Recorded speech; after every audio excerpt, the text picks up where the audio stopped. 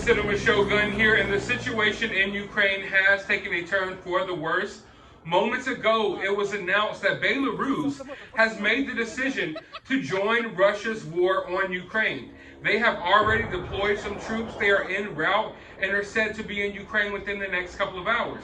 Now, in my last video, I reported to you all that the EU has decided to provide Ukraine with some fighter jets. Not only have those fighter jets already made their way to Ukraine, they are reportedly already in the air defending the skies above Ukraine. But I want you all to think about this for a moment.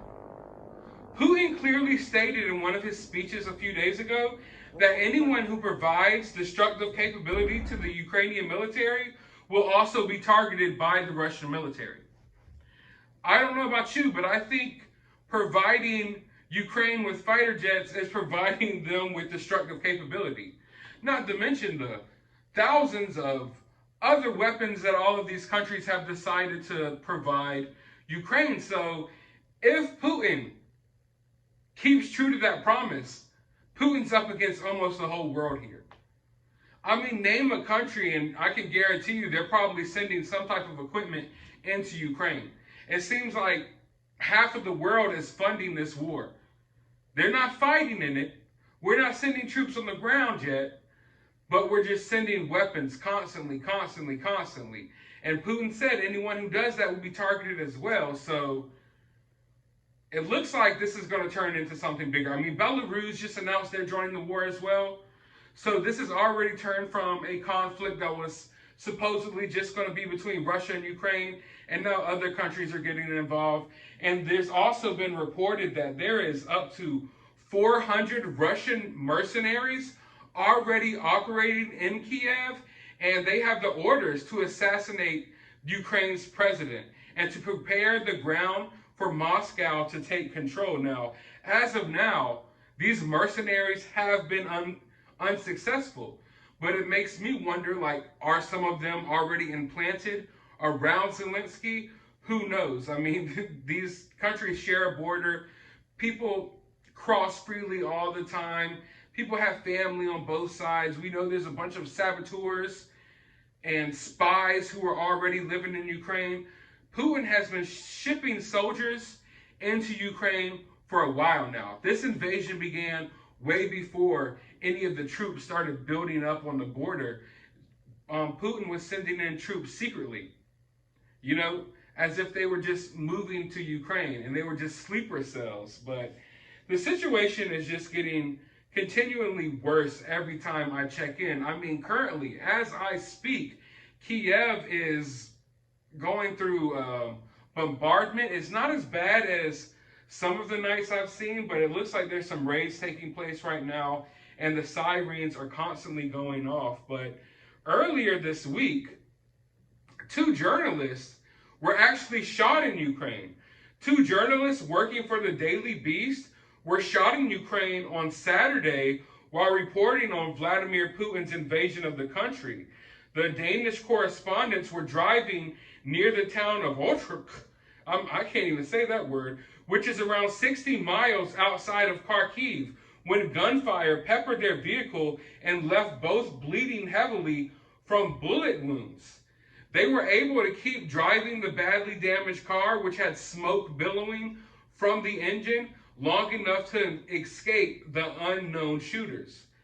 So, I mean, that's an extremely scary situation, and it gives you an idea of how dangerous it is to, you know, be operating out here in these war zones and to be reporting live from these war zones. I definitely wouldn't want to be stuck in one of those situations at all. But it's also being reported that for some reason, at the moment, Russia has kind of stopped moving towards Kiev in some directions, and that even some units have withdrawn or fallen back. I'm not sure how true that is, but this comes from the president's office of Ukraine. But we got reports earlier that Kiev was completely surrounded. So over the past few days, they've been trying to get as many people, non-fighting people, out of Kiev as possible. And earlier today, they had to stop doing so because they were completely surrounded by Russian forces. It is also being reported that over 100,000 Ukrainian citizens joined the army just within the last couple of days. And I don't mean civilians who are getting weapons from these weapon depots and things like that. Actually, civilians signed up for the military.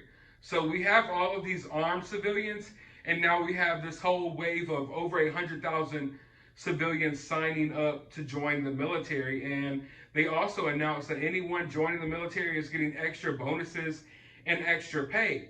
But they've also reached out for troops to start coming from abroad to help the fight.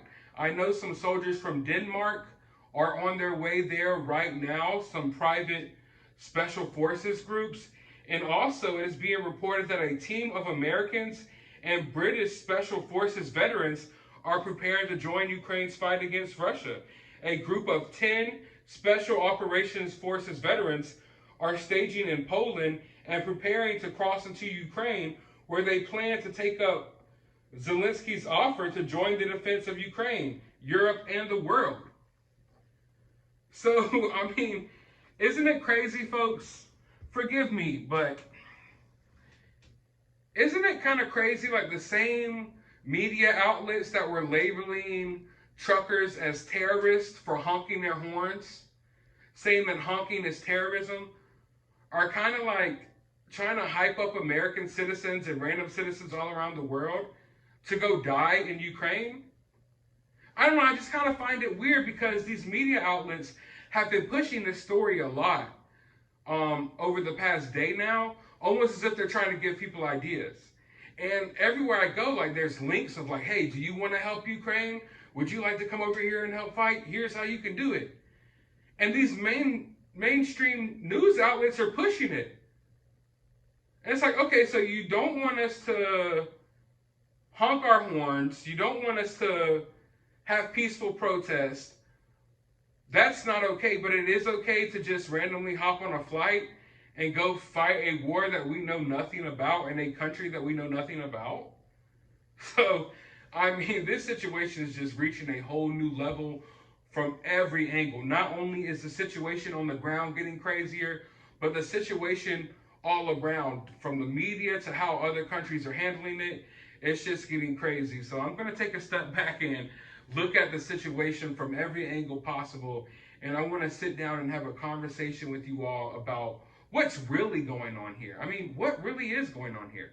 We'll have that conversation one day soon. But for now, I'm going to keep my eye on what's going on the ground. And I'll be back with more updates. Hit that like button, hit that subscribe button, ring that notification bell. And as always, just be thankful that you're not stuck in this situation right now.